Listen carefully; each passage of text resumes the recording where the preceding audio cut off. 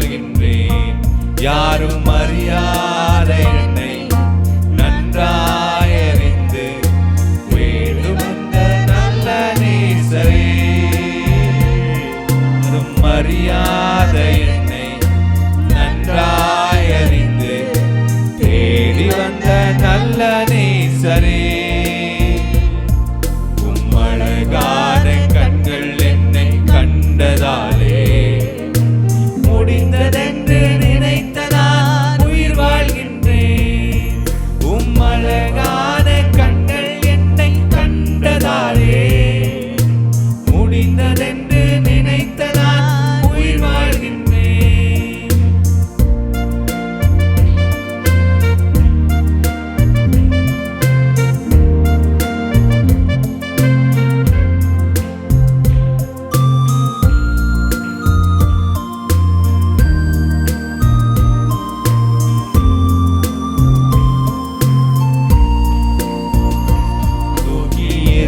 பட்ட என்னை வேண்டுமென்று சொல்லி சேர்த்து கொண்ட நல்ல நேசரே, தூக்கி எறியப்பட்ட என்னை வேண்டுமென்று சொல்லி சேர்த்து கொண்ட நல்ல நேசரே, உம்மழகான கண்கள் என்னை கண்டதாலே முடிந்ததென்று நினைத்த நான் உயிர் வாழ்கின்றேன். உம்மழகான கண்கள் என்னை கண்டதாலே முடிந்ததென்று நினைத்த நான் உயிர் வாழ்கின்றேன்.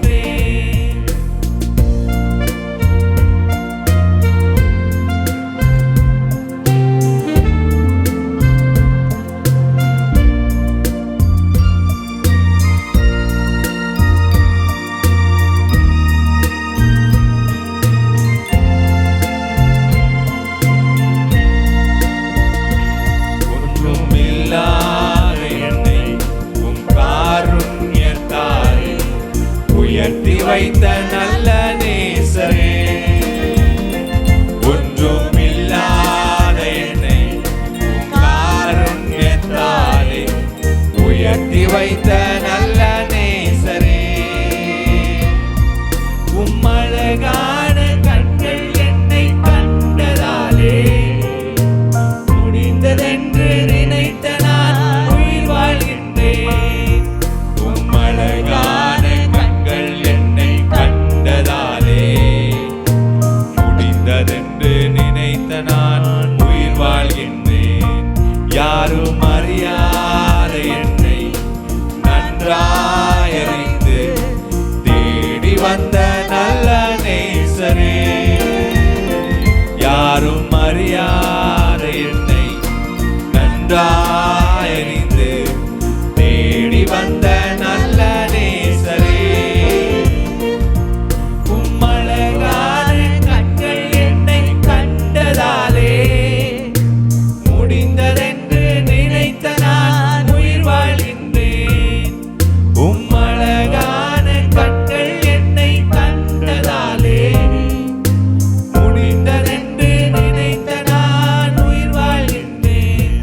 தூக்கி எறியப்பட்ட என்னை வேண்டுமென்று சொல்லி சேர்த்து கொண்ட நல்ல நேசரே, தூக்கி எறியப்பட்ட என்னை வேண்டுமென்று சொல்லி சேர்த்து கொண்ட நல்ல நேசரே,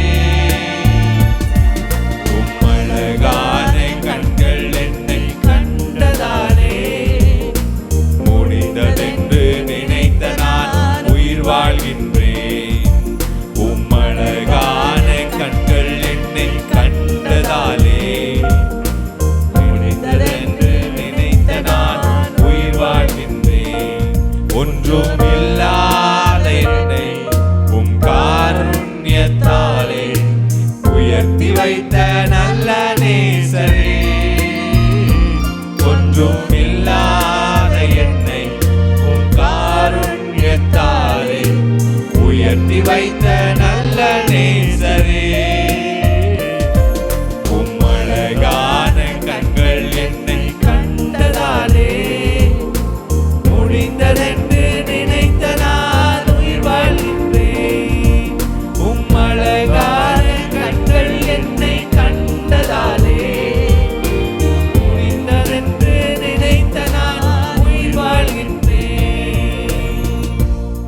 நாளிலும் நாம் சிந்திக்கும்படியாக எடுத்துக்கொண்ட வசனம் சங்கீதங்களின் புத்தகம் 119 சங்கீதம் 18 வசனத்தை நாம் வாசிக்கலாம். உமது வேதத்தில் உள்ள அதிசயங்களை நான் பார்க்கும்படிக்கு என் கண்களை திறந்தருளும். இந்த 119 சங்கீதத்தை குறித்து நான் இதை யார் எழுதுனா அப்படின்னு போய் பார்த்தேன். பைபிளில் பாருங்கள், மேலே தாவீதின் சங்கீதம் நெகினோத் என்னும் வாத்தியத்தில் வாசிக்கப்பட்டு ராகத்தலைவனுக்கு ஒப்புவிக்கப்பட்ட தாவீதின் சங்கீதம்லாம் போட்டிருக்கோம். இந்த 119 பாருங்கள், ஒன்றும் போடல.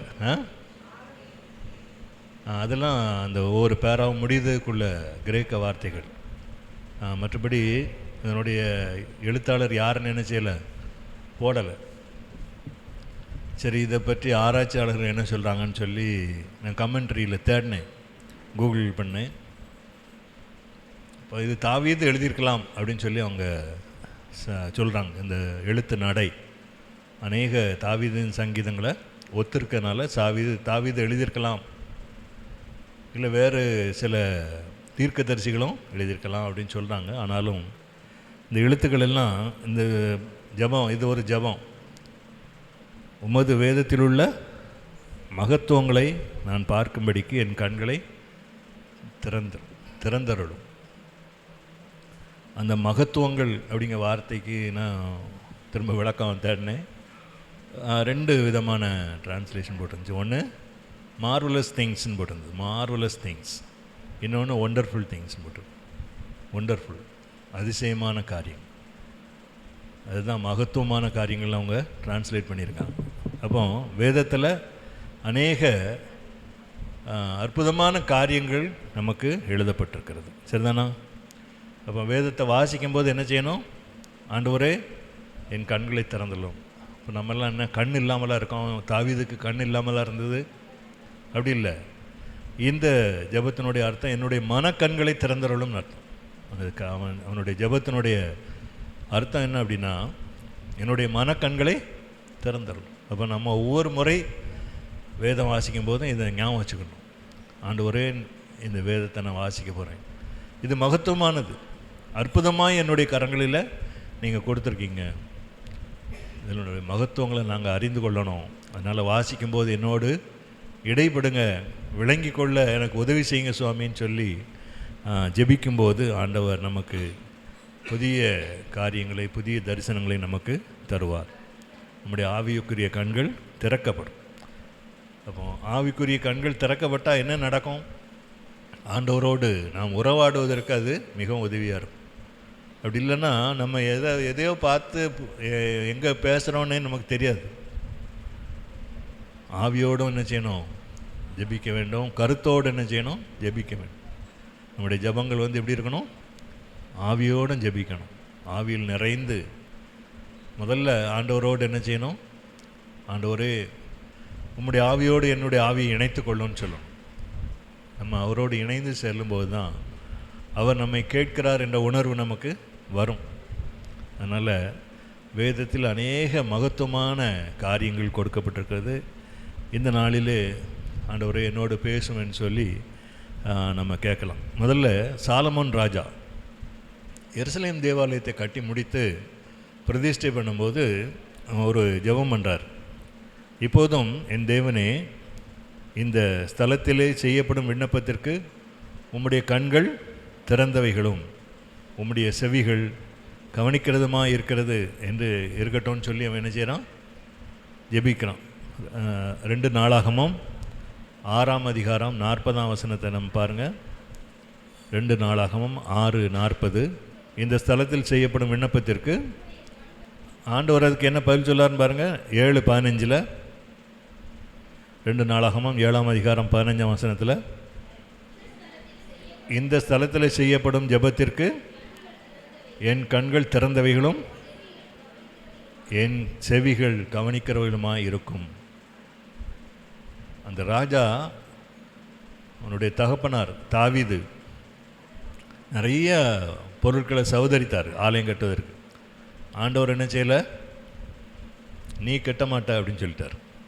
நீ என்ன செய்ய மாட்ட, எனக்கு ஆலயத்தை கட்ட மாட்டான். உன்னுடைய கர்ப்ப பிறப்பாக இருப்பவனே என்ன செய்வான், எனக்கு ஆலயத்தை கட்டுவான்னு சொல்லி ஒரு வாக்குத்தத்தம் கொடுத்தார். தாவீது உடனே சோர்ந்து போகலை.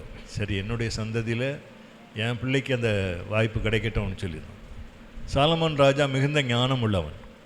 அதனால் மிக நேர்த்தியாக அந்த ஆலயத்தை திட்டமிட்டு பொருட்களை உலகம் முழுவதும் பல இடங்களிலிருந்து சகோதரித்து அது அப்படி என்ன செஞ்சார்னா கட்டி பிரதிஷ்டை பண்ணார். பிரதிஷ்டை பண்ணும்போது ஜெபித்த ஜெபத்திற்கு ஆண்டவர் உடனடியாக என்ன சொன்னார், நான் கவனிப்பேன், நான் கேட்பேன் அப்படின்னு சொல்லி அவனுக்கு என்ன செஞ்சார், பதில் கொடுத்தார். இன்றைக்கும் நமக்கு அதே தான் பதில். நம்முடைய எல்லா ஜெபங்களுக்கும் அவர் என்ன செய்வார், அவர் கண்கள் திறந்தவைகளாக இருக்கும், அவருடைய செவிகள் கவனிக்கிறவைகளாய் கேட்கிறவைகளாய் நிச்சயமாக இருக்கும். ஏன் அப்படின்னா அவர் தான் என்ன செஞ்சார், கண்ணையும் காதையும் உண்டாக்கினார். கண்ணையும் காதையும் உண்டாக்குனவர் அதெல்லாம் என்ன செய்ய மாட்டார், நம்ம பேசும்போது அடைத்து கொள்ள மாட்டார். அல்லேலூயா. அவர் கேட்கிற தேவன், அவர் நம்மை காண்கிற தேவன். இதுதான் முதல்ல உள்ள மகத்துவமான காரியம். இந்த ஜெபத்தை ஏறெடுத்த இந்த ராஜா தன்னுடைய தகப்பனார், அவருடைய தகப்பனார் அந்த 119ஆம் சங்கீதத்தை பாடியிருக்கலாம் அப்படின்னு சொல்லி நான் அதனால தான் என்ன செய்கிறேன், அந்த தகப்பனுடைய குணம் மகனுக்கும் இருக்குது அப்படின்னு சொல்லி நான் நினச்சேன். அவர் ஒரு நல்ல மேய்ப்பன், நல்ல போதகர், அவர் மிகச்சிறந்த ஒரு நல்ல காரியம் நன்மை செய்கிறவராக என்ன செஞ்சார்னா சுற்றி திரிந்தார் அப்படின்னு சொல்லி வேதத்தில் போட்டிருக்கு. செல்லுகிற இடங்களிலெல்லாம் பணியாளிகளை என்ன செஞ்சாங்க, அவரிடத்தில் தொடும்படி கொண்டு வந்தாங்க. அவரிடத்துல வந்து என்ன செய்யணும், சுத்தமாக்குங்க அப்படின்னு சொல்லி கொண்டு வந்தாங்க. ஆண்டவர் நிறைய இடத்துல என்ன செஞ்சார், நான் உனக்கு என்ன செய்ய வேண்டும் என்றிருக்கிறாய் அப்படின்னு கேட்டு அவங்க சொன்ன வார்த்தைகளின்படி என்ன செஞ்சார், அவங்கள ஆசீர்வதித்தார். ஆண்டவரே எனக்கு பார்வையை தாங்க, ஆண்டவரே எனக்கு சுகந்தாங்க, என்னுடைய மகன் ரொம்ப கொடிய வேதனைப்படுகிறான், உங்களுடைய சீசரிடத்துல நான் கொண்டு வந்தேன், அவங்களால என்ன செய்ய முடியல, துரத்த முடியலை அப்படின்னு சொன்னோடனே ஆண்டவர் செஞ்சார், ஒரே வார்த்தை, பேசாமல் இவனை விட்டு புறப்பட்டு போ, அவ்வளோதான். உடனே அந்த பிசாசு அவனை விட்டு நீங்கியது. இப்படி அநேக காரியங்களை நம்ம பார்க்குறோம். மகத்துவமான காரியம் அப்படின்னு சொன்ன உடனே முதல்ல நமக்கு ஞாபகம் வர வேண்டியது என்னென்னா, ஆண்டவராகிய இயேசு கிறிஸ்துவை பற்றி தான் நமக்கு நினைவு வரணும். அது இல்லாமல் நம்ம வேதத்தை தியானிச்சு என்ன செய்யலை, பிரயோஜனமே கிடையாது. அவருடைய பிறப்பு அதிசயம், நம்ம பல முறை சொல்லியிருக்கோம். அவருடைய பிறப்பு அதிசயமான பிறப்பு. பல 100 ஆண்டுகளுக்கு முன்பாகவே முன்னுரைக்கப்பட்டபடி அவர் மரியாளின் வயிற்றிலே மனிதனாய் செஞ்சார், அவதரித்தார். இம்மானுவேல் என்று பெயரிடுவார் என்று சொல்லி அந்த தீர்க்கதரிசி சொல்லியிருந்தார். ஆனால் ஒரு தூதன் வந்து மரியாள்கிட்ட என்ன சொன்னான், உனக்கு ஒரு குமாரனை கொடுப்பேன், அவருக்கு இயேசு என்று பெயரிடுவாயாகன்னு சொன்னார். இயேசு என்றால் என்ன அர்த்தம், பாவங்களை நீக்கி நம்மை ரட்சிக்கிறவர். இம்மானுவேல் என்பதற்கு தேவன் நம்மோடு இருக்கிறார் அப்படிங்கிறது பொருளாக இருந்துச்சு. சரி, நம்மோடு இருக்கிற நம்மை ரட்சிக்கிற இந்த தேவனுடைய பிறப்பு ஒரு மகத்துவமான காரியம். வேதத்தில் உள்ள மகத்துவம் அப்படின்னு சொன்னால் அவனுடைய பிறப்பு தான் முதலாவது நம்ம சொல்லணும். ரெண்டாவது அவருடைய வாழ்க்கை. அவர் 30 வயது முதல் 33.5 வயது வரைக்கும் ஊழியம் செய்தார். 12 வயதாக இருக்கும்போது தன்னுடைய பெற்றோரோடு அவர் எருசலேம் தேவாலயத்துக்கு நடந்து போனாங்க. அவங்க எல்லாம் சுற்றிலும் உள்ள ஊர்கள், எருசலேம் மலை மேல் உள்ள ஒரு பட்டணம், சுற்றிலும் உள்ள பள்ளத்தாக்கில் உள்ள பகுதியிலிருந்து வருடத்துக்கு 3 முறை அங்கே என்ன செய்வாங்கன்னா பண்டிகை கொண்டாடுவதற்கு போவாங்க. அப்படி ஒரு முறை செல்லும்போது எல்லாம் முடிஞ்சு திரும்பி வந்துட்டாங்க. அவர் யார் கூடயா இருப்பார், செல்ல பிள்ளை, அதனால் யார் கூடயா வந்துட்டு இருப்பார் அப்படின்னு சொல்லி 3ஆவது நாள் தான் என்ன செஞ்சாங்க, தேடினாங்க, அவரை காணல. அப்படி தேடிக்கிட்டே என் பையனை பார்த்தீங்களான்னு கேட்டுக்கிட்டு என்ன செஞ்சாங்க, திரும்ப எருசலேமுக்கே போயிட்டாங்க. அங்கே போனால் அங்கே அவர் சர்ச்சில் உட்காந்து இணைஞ்சிருக்காரு. பெரிய பெரிய வேத பாரர்கள் பரிசேயர்கள் கூட உட்காந்து, தலைவர்களோடு உட்காந்து இணைஞ்சிறாரு, தர்க்கம் பண்ணிக்கிட்டு இருந்தார் வேதத்தை குறித்து ஆராய்ச்சி. இவங்க போய் திட்டினாங்க, நாங்கள் ஒன்று எவ்வளோ காணலன்னு தேடிட்டு வரோம். அப்போ அவர் பொறுமையாக பதில் சொல்லுவார். 12 வயதிலே அந்த ஞானம் விளங்கியது. அவர் ஒரு மிகச்சிறந்த மனிதனாக உருவாக்கப்பட்டவன். தாய் நன்றாக நினைஞ்சாங்க, அவங்கள ஜெபிப்பதற்கும் வேதத்தை வாசிப்பதற்கும் கற்றுக் கொடுத்தாங்க. அவர் ஊழியம் செய்த நாட்களில் ஏசாயா தீர்க்கதரிசியின் ஆகமம் கொடுக்கப்பட்டது. அதை குறித்து அந்த எருசலேம் தேவாலயத்தில் அவர் பிரசங்கம் பண்ணதை நம்ம ஒரு நிகழ்ச்சி நம்ம நற்செய்தியில் வாசிக்கலாம். அவர் சென்ற இடங்களிலெல்லாம் யாரெல்லாம் வந்தாங்களோ நிறைய பேர் அவரை தொட்டவங்கெல்லாம் என்ன ஆனாங்க? சுகமானாங்க. அதே மாதிரி அவர் சில பேரை தொட்டார், அவங்களும் என்ன ஆனாங்க? சுகமானாங்க. பேதுருவின் மாமி ஜுரமாக இருந்தபோது அவர் ஒரே தான் தொட்டு இணைஞ்சார், கையை இப்படி தூக்கி விட்டார், அவ்வளோதான். உடனே அவள் ஜுரம் நீங்கி அவருக்கு பணிவிடை செய்தாள்னு எழுதப்பட்டது. அந்த 3 ஆண்டு காலமும் அநேகருக்கு நன்மை செய்தார். அவரை சிலுவையில் வர்றதற்கு முந்தின வாரம் அவரை எல்லாரும் விரிப்புகளெல்லாம் விரித்து மேல் வஸ்திரங்களெல்லாம் விரித்து கிளைகளெல்லாம் பரப்பி உன்னதமான தேவனுடைய குமாரனுக்கு ஓசன்னா, தாவீதின் குமாரனுக்கு ஓசன்னா அப்படின்னு சொல்லி ஆர்ப்பரிப்போடு அவரை எருசலேம் நகரத்துக்குள்ளே அழைச்சிட்டு போனாங்க. நிறைய கூட்டம் இருந்தது. ஒன்று இயேசுவை பார்ப்பதற்கு, இவர் தான் அந்த அற்புதம் செய்த இயேசுன்னு சொல்லி பார்ப்பதுக்கு நிறையா கூட்டம் கூடியிருந்தது. அவரோட 4 நாள் கழித்து உயிரோடு எழுப்பின லாசரும் வராராம் அப்படின்னு சொல்லி அவரையும் பார்க்கறதுக்கு நிறைய கூட்டம் இருந்தது. இது ஒரு மகத்துவமான காரியம். அப்படி ஆர்ப்பரித்த அதே ஜனந்தான் பெரிய வெள்ளி அன்று அந்த விசாரிப்பு நாட்களில் நின்று என்ன செஞ்சாங்க? இவனை சிலுவையில் அறையும் சொல்லி கூச்சல் போட்டாங்க. இவங்க எல்லாம் யூதேயா தேசத்தில் உள்ள அனைவரும் யோவான் ஸ்நானத்தில் வந்து ஞானஸ்நானம் பெற்றவர்கள், இந்த தேசத்தார் அனைவரும் வந்து ஞானஸ்நானம் பெற்றார்கள்னு சொல்லி வேதத்தில் எழுதப்பட்டிருக்கு. அந்த ஜனங்களே தான் வந்து என்ன செஞ்சாங்க? இவனை சிலுவையில் அறையும், பரபாசை எங்களுக்காக என்ன செய்யணும்? விடுதலை செய்யணும்னு சொன்னாங்க. ஒரே கொஞ்ச நாளைக்கு 4-5 நாளைக்குள்ளே என்ன ஆகிட்டு நிகழ்ச்சி மாறிட்டு. ஆனாலும் அதையெல்லாம் ஏற்றுக்கொண்ட அந்த தேவனாகிய கர்த்தர் பிதாவாகிய தேவனை நோக்கி தன்னை ஒப்பு கொடுத்தார். பிதாவே இவர்களுக்கு மன்னியும், தாங்கள் செய்கிறது இன்னதென்று அறியாது இருக்கிறார்கள்.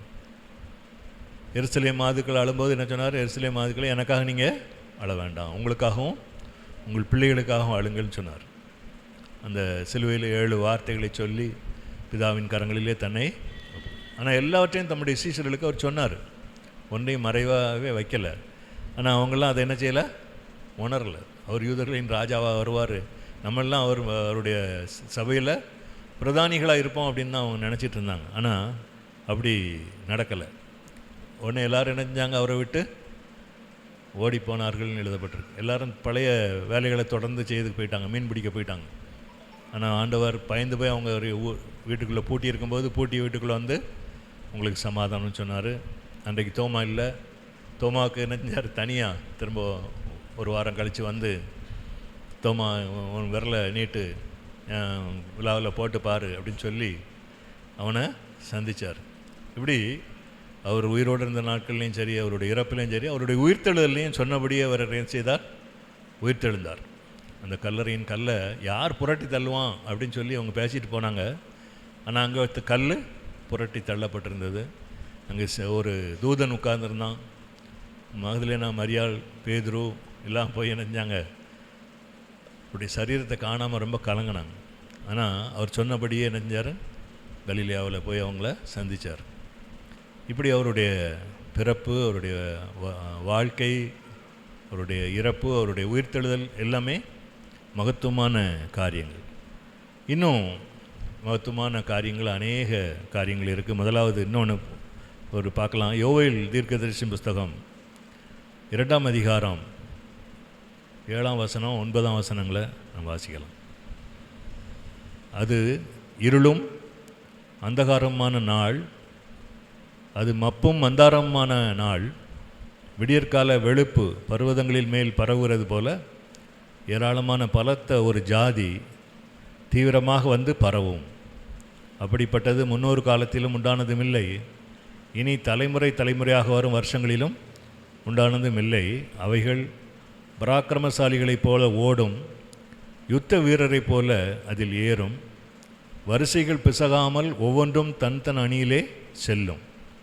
அவைகள் பட்டணம் எங்கும் செல்லும், மதிலின் மேல் ஓடும், வீடுகளின் மேல் ஏறும், பலகனி வழியாய் திருடனைப் போல உள்ளே நுழையும். இந்த வசனங்களுடைய பொருள் கொஞ்சம் நல்லா வாசித்து பார்த்தோன்னா, நம்ம இப்போ வந்து ஏஐ அப்படின்னு கேள்விப்பட்டிருக்கீங்களா? ஏஐ, ஆர்டிஃபிஷியல் இன்டெலிஜென்ஸ்ன்னு சொல்லக்கூடிய செயற்கை நுண்ணறிவு. அப்புறம் இன்னொரு வார்த்தை வந்து ரோபோட். இந்த மனுஷங்க வந்து என்ன செஞ்சுருக்காங்க, சில மிஷினை மனுஷன் மாதிரியே கண்டுபிடிச்சி இயந்திர மனுஷனை உருவாக்கியிருக்காங்க. இது இன்றைக்கு சொல்லப்பட்டிருக்கு. ஆனால் இதைவிட பல மடங்கு தீவிரமான காரியங்கள் அந்த தீர்க்கதரிசிக்கு வெளிப்படுத்தப்பட்டது. ஆண்டவருடைய வருகை நாளில் இதெல்லாம் வரும்னு சொல்லி. அது என்ன பாருங்கள், அணி அணியாக என்ன செய்யுமா, ஆயுதம் அணிந்த வீரர்களை போன்ற ரோபோட்டுகள் இந்த காரியத்தை செய்யும்படியாக வருதுன்னு சொல்லி அந்த தீர்க்கதரிசி பார்க்கார். அப்படி அவங்க போகும்போது மிகுந்த இரைச்சல் உண்டாகும்னு போட்டிருக்கு. சரன்னு என்ன செய்யும், இரைச்சல் உண்டாகும். நேர்த்தியாக போகும். தரையில் போகும்போது வரிசை பிசகாமல் நேர்த்தியாக போகுமா. அப்புறம் சோரில் செங்குத்தை ஏறுறதுக்கு முடியும். அப்போ இதெல்லாம் நம்ம கொஞ்சம் அப்படி விஷுவலைஸ் பண்ணி பார்த்தோம்னா ரோபோட்டுகளுக்கு ஒத்திருக்கு. ஆனால் அதை விட பயங்கரமாக இருக்கும்னு சொல்லி வேதத்தில் எழுதப்பட்டிருக்கிறது. இது நம்மால் என்ன செய்ய முடியாது, விளங்கி கொள்ள முடியல. ஆனால் ஆண்டவருடைய வருகையின் நாளில் இது என்ன செய்யும், நடக்கும். ஒரு அணி கர்த்தருடைய சேனையாக என்ன செய்யும், நேர்த்தியாக ஒரு செயல்படக்கூடிய ஒரு சேனை அவருடைய சமூகத்திலிருந்து என்ன செய்யும் வரும். நிச்சயமாக என்ன செய்யும், ஒரு நாள் இது சம்பவிக்கும். இதை குறித்து எழுதப்பட்டிருக்கு. யோவேல் தீர்க்க தரிசன புஸ்தகம் 2ஆம் அதிகாரத்தை என்ன செய்யுங்க, நீங்கள் வீட்டில் போய் இன்னும் நல்லா வாசித்து பாருங்கள், அது உங்களுக்கு நல்லா விளங்கும். ரெண்டாவதாக, இப்போ தொழில்துறையில் வேலை பார்க்கக்கூடிய இடங்கள்லாம், மில் இந்த மாதிரி நிறைய பேர் வேலை பார்க்கக்கூடிய இடங்களில் குவாலிட்டி கண்ட்ரோல் சர்க்கிள் அப்படின்னு சொல்லி ஒன்று வச்சுருக்காங்க. QCC என்று சுருக்கமாக அழைக்கப்படுகிறது. Quality control circle. 1000 பேர் வேலை பார்த்தா அந்த 1000 பேருக்கும் ஒரு மேனேஜர் இருப்பார். அதை 10 அணியாக பிரிப்பாங்க. அவருக்கு அசிஸ்டன்ட் மேனேஜர் எத்தனை பேர் இருப்பாங்க, 10 பேரும். அந்த 10 பேரும் ஆளுக்கு 100 பேர் என்ன செய்யணும், கண்ட்ரோலில் வச்சுருக்கணும். அந்த 100 பேரையும் 10 அணியாக பிரிப்பாங்க. அந்த 10 பேருக்கும் ஒரு தலைவன் இருப்பான். 10 பேராக பிரிப்பாங்க. இதுதான் குவாலிட்டி கண்ட்ரோல் சர்க்கிள்.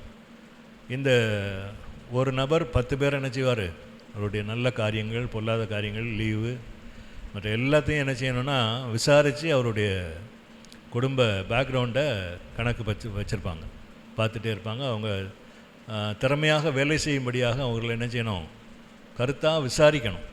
அதுதான் அந்த 10 பேருடைய தலைவனுடைய வேலை. இது நான் இதை முதல்ல கேள்விப்படும்போது ரொம்ப ஆச்சரியப்பட்டேன். அப்பா என்ன மாதிரி கண்டுபிடிச்சிட்டாங்க அப்படின்னு சொல்லி. ஆனால் வேதத்தில் போட்டிருக்கு. யாத்ராமத்தின் புத்தகம் 18ஆம் அதிகாரம் 21ஆம் வசனத்தை வாசிக்கலாம். இது சொன்னது வந்து மோசேயினுடைய மாமனாகிய எத்திரோ ஒரு பெரிய செல்வந்தர். மற்ற நிறைய ஆடுகள் மாடுகள் உண்டு. அவருடைய ஆடுகளை மேய்க்கும்படியாக 40 ஆண்டுகள் மோசே அவரிடத்தில் தங்கியிருந்தார். அந்த மாமனாகிய எத்திரோ மருமகனுக்கு சொல்கிறாரு, நீங்கள் தேவனுக்கு பயந்தவர்களும் உண்மையுள்ளவருமாய் பொருளாசை வெறுக்கிறவர்களுமான திறமையுள்ள மனிதரை தெரிந்து கொண்டு அதில் 1000 பேருக்கு அதிபதிகளாகவும் 100 பேருக்கு அதிபதிகளாகவும் 50 பேருக்கு அதிபதிகளாகவும் 10 பேருக்கு அதிபதிகளாகவும் ஏற்படுத்தும். ஒரே ஆள் நீங்கள் 1000 பேரையும் விசாரித்து நியாயம் விசாரித்து உங்களால் சமாளிக்க முடியாது. அதனால் என்ன செய்யணும், 10 பேருக்கு ஒரு தலைவனை ஏற்படுத்துங்க. அவன்கிட்ட 100 பேருக்கு உள்ளவன் என்ன செய்வான், கேட்டு சொல்லுவான். நீ 1000 பேருக்கு அதிபதியை மட்டும் என்ன செஞ்சால் போதும், விசாரித்தா போதும், 1000 பேரையும் என்ன செஞ்சுருவாங்க, திருப்தி அடைஞ்சிருவாங்க. 1000 பேர் இருக்கிற இடத்துல சண்டை வருமா, பிரச்சனை வருமா வராதா, கட்டாயம் வரும். 4 பேர் இருந்தாலே 5 சண்டை வரும். அதுலேயும் பெண்கள், குறிப்பாக பெண்கள் இருக்கக்கூடிய இடத்துல 3 பேர் இருந்தால் 4 சண்டை வரும், 2 பேர் இருந்தால் 3 சண்டை வருவாங்க. இதெல்லாம் நான் சொல்லலை, இதெல்லாம் பேச்சு வழக்கு. பிரச்சனைகள் வரும். யார் இல்லையோ அவங்கள பற்றி என்ன செய்வாங்க, உடனே அவங்க என்ன நினைக்காங்க தெரியுமா, அவங்க என்ன சொன்னாங்க தெரியுமான்னு சொல்லுவாங்க. அது பெண்களுடைய இயல்பு. ஆண்கள் வேறு மாதிரி பொறாமப்படலாம். பல காரியங்களை குறித்து கம்பேர் பண்ணி பார்த்து அவருடைய தாழ்வு மனப்பான்மை நிமித்தம் என்ன செய்வாங்க, ஏதாவது ஒரு பிரச்சனையை சண்டையாக ஆக்குவாங்க, பிரச்சனை ஆக்குவாங்க. இதெல்லாம் விசாரிக்கக்குள்ள அந்த தலைவன் தான் மோசே இஸ்ரவேல் ஜனங்களை வனாந்தரத்தில் வழி நடத்தினார். அப்போ அவருடைய மாமனார் சொன்ன அறிவுரை, அப்போ அன்றைக்கே இந்த குவாலிட்டி கண்ட்ரோல் இருந்திருக்கு. சரிதானா? இன்னொரு காரியம், மூன்றாவதாக இன்னொரு அற்புதமான காரியம், இந்த இராணுவத்தில் இப்போ ஒரு பட்டாலியன் அப்படின்னு ஒரு கணக்கு வச்சுருக்காங்க. இந்த எத்தனை பேர் இருப்பாங்க, படைப்பிரிவில் வேலை செய்யக்கூடிய எத்தனை வீரர்கள், போர் வீரர்கள் எத்தனை பேர் அப்படிங்கிறது இப்போ கம்ப்யூட்டரைஸ்டு, இப்போ எல்லாமே கம்ப்யூட்டர்கள் பண்ணி வச்சுருக்காங்க. அந்த காலத்தில் என்ன பண்ணியிருக்காங்கன்னு பாருங்கள். 2 நாளாகமத்தின் புத்தகம் 25ஆம் அதிகாரம் 5ஆம் வசனம். இஸ்ரவேலின் ராஜாவாகிய அமத்சியா யூதா மனுஷரை கூடி வரச் செய்து அவர்கள் பிதாக்களுடைய வம்சங்களின்படியே யூதா பென்யமீன் தேசங்கள் எங்கும் 1000 பேருக்கு அதிபதிகளையும் 100 பேருக்கு அதிபதிகளையும் வைத்து 20 வயது முதற்கொண்டு அதற்கு மேற்பட்டவர்களை இலக்கம் பார்த்து யுத்தத்திற்கு புறப்படவும் சட்டியையும் கேடகத்தையும் பிடிக்கவும் தக்க யுத்த வீரர் 3 லட்சம் பேர் என்று கண்டார்கள். எப்படி முதல்ல பிரிச்சிருக்காங்க பாருங்கள். 1000 பேருக்கு அதிபதி, அப்புறம் 100 பேருக்கு அதிபதி. இவங்கள வச்சு முதல்ல நினைஞ்சாங்க 20 வயசு அதுக்கு மேற்பட்டவங்க, அவங்கள திடகாத்திரமான ஆட்களை எத்தனை பேருன்ட்டு எண்ணுங்க அப்படின்னு சொல்லி எண்ணி எத்தனை பேருன்னு கண்டாங்களாம், 3 லட்சம் பேரை கவுண்ட் பண்ணியிருக்காங்க. அப்போ ஒரு நபருடைய தலையில் அவ்வளோ பொறுப்பையும் கொடுக்காதபடி அதிபதிகளை கொஞ்சம் கொஞ்சமாக ஏற்படுத்தி அவங்கள தனித்தனி செக்ஷனாக பிரித்து இந்த முறை அந்த நாட்களிலே பயன்படுத்தப்பட்டிருக்கு. வேதாகம காலத்திலே, பழைய ஏற்பாட்டு காலத்திலே, இப்பொழுது இருக்கிறதுலேருந்து 5000 வருஷத்துக்கு முன்னால், 5000 வருஷத்துக்கு முன்னாலே நம்முடைய வேதாகம கணக்கும்படி இந்த காரியங்கள் நடைபெற்றிருக்கிறது. அதே மாதிரி ஆண்டவராகிய இயேசு கிறிஸ்து மலையில் பிரசங்கம் பண்ணி 3 நாட்கள் எல்லாம் அவங்களுக்கு உபதேசித்து முடிஞ்சு இப்போ அனுப்பிடணும். அப்படிங்கும்போது என்ன செஞ்சார்னா, அவங்களெல்லாம் பசியோடு அனுப்புறதுக்கு அவருக்கு மனசு இல்லை. அப்போ தம்முடைய சீசர்களுக்கு சொன்னார், இவங்களை நான் பசியாக அனுப்பிவிட எனக்கு மனசு இல்லை, ஏதாவது புசிக்கிறதுக்கு ஆகாரம் கொடுங்க அப்படின்னு சொன்னோன்னே அவங்கெல்லாம் அலறிட்டாங்க. ஐயா எவ்வளோ கூட்டம் இருக்குது, இவ்வளோ பேருக்கு நம்ம பெரிய தொகை, பெரிய அமௌண்ட்டு செலவழித்தாலும் இவ்வளோ பேருக்கு எங்கே போய் சாப்பாடு வாங்க முடியும் அப்படின்னு சொல்லி அவங்க யோசித்தாங்க. அப்போ ஆண்டவர் சொல்லுவார், நீங்களே அவர்களுக்கு போஜனம் கொடுங்கள் அப்படின்னு சொல்லும்போது அந்த சீசர்களுக்கு விளங்கியிருக்குமா என்னென்னு? விளங்கியிருக்காரு. அப்புறம் கேட்டார், உங்கள்கிட்ட என்ன இருக்குது அப்படின்னு கேட்டார்.